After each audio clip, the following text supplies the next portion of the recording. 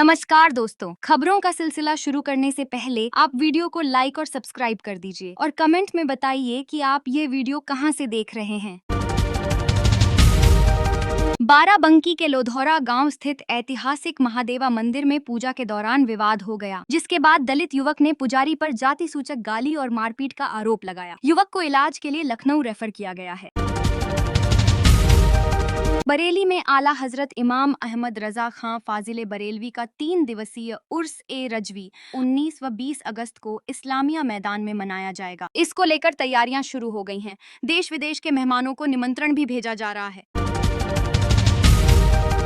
मैनपुरी में बेसिक शिक्षा विभाग ने बृहस्पतिवार को बड़ी कार्रवाई करते हुए बिना मान्यता चल रहे 62 विद्यालयों को 3 दिन के भीतर संचालन बंद करने का आदेश दिया है। सूची जारी करते हुए सभी विद्यालयों को नोटिस जारी किया गया है। आदेश का पालन न करने पर 1 लाख रुपए तक के जुर्माने और प्रतिदिन 10,000 रुपए जुर्माना लगाने की। परिषदीय विद्यालयों के निरीक्षण के दौरान यहां होने वाली शिक्षा की पोल खुल गई। बीएसए के निरीक्षण के दौरान कई शिक्षक गैर हाजिर मिले, तो एक शिक्षिका तो ऐसी मिली जिन्होंने टैबलेट प्रधानाध्यापक ने घर पर रखा हुआ था। मुख्यमंत्री डॉ मोहन यादव ने सरकारी विभागों में खाली पदों को जल्द भरने के निर्देश दिए हैं। उनका कहना है कि समय पर नियुक्तियों से विभागों का काम बेहतर होता है और जनता को भी अच्छी सेवाएं मिलती हैं। गुरुवार को समत्व भवन में हुई एक अहम बैठक में उन्होंने अधिकारियों से भर्तियों की स्थिति की जानकारी ली और स्पष्ट कहा कि यह कार्य सर्वोच्च प्राथमिकता से पूरा किया जाए। आतंकवाद निरोधक दस्ता एटीएस की एक टीम शुक्रवार को उतरौला के मधुपुर पहुंची। दोपहर करीब 1:30 बजे स्कॉर्पियो गाड़ी से एटीएस अवैध धर्मांतरण के आरोपी जमालुद्दीन उर्फ छांगुर को साथ लेकर आई। सावन महीना और कांवड़ यात्रा शुरू हो चुकी है। बाबा अमरनाथ के दर्शन करने के लिए श्रद्धालुओं का तांता लगा हुआ है। आज से हैदराबाद में अंतर्राष्ट्रीय ट्रेड शो शुरू हो रहा है। आज पंजाब विधानसभा का विशेष सत्र भी लगेगा। खेल विभाग की ओर से प्रदेश भर के स्टेडियम में आउटसोर्सिंग पर 21 खेलों के 61 अंशकालिक मानदेय प्रशिक्षकों की तैनाती की गई है। इनमें 2 प्रशिक्षक लखनऊ में तैनात किए गए हैं। इसके अंतर्गत तलवारबाजी कोच तुषिता सिंह विनय खंड गोमती नगर स्टेडियम में प्रशिक्षण देंगी। हैंडबॉल के इंटरनेशनल कोच मो तौहीद केडी सिंह बाबू स्टेडियम में खिलाड़ियों को प्रशिक्षित करेंगे।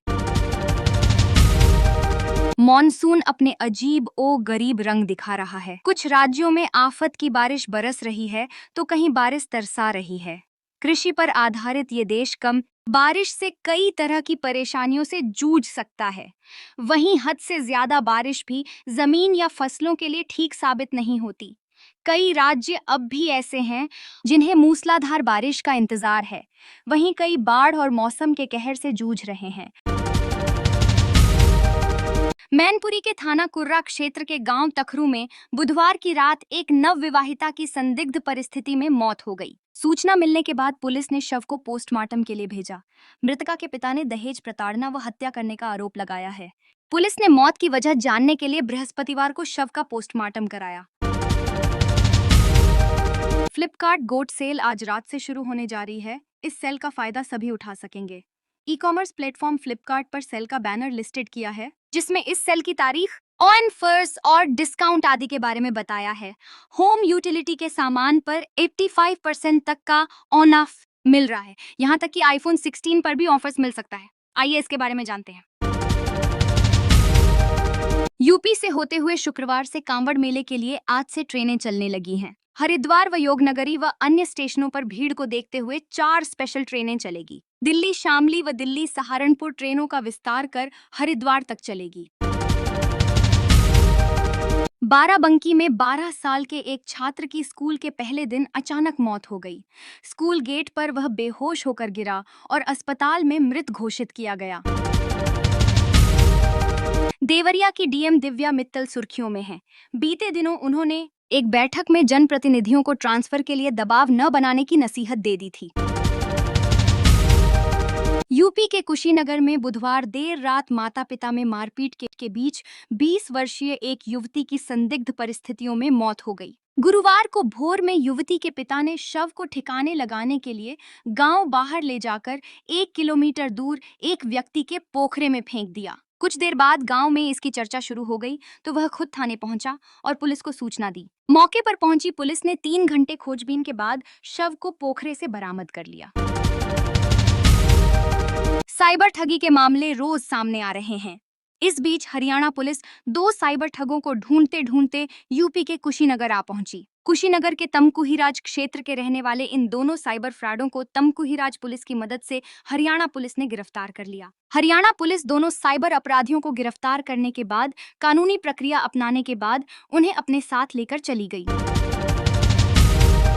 प्रधानमंत्री मोदी 5 देशों घाना, त्रिनिदाद और टोबैगो, अर्जेंटीना, ब्राजील और नामीबिया की यात्रा के बाद आज सुबह भारत लौटे हैं। इस यात्रा के दौरान प्रधानमंत्री मोदी ने ब्राजील के रियो डी जेनेरियो में 70वें ब्रिक्स शिखर सम्मेलन में भी हिस्सा लिया।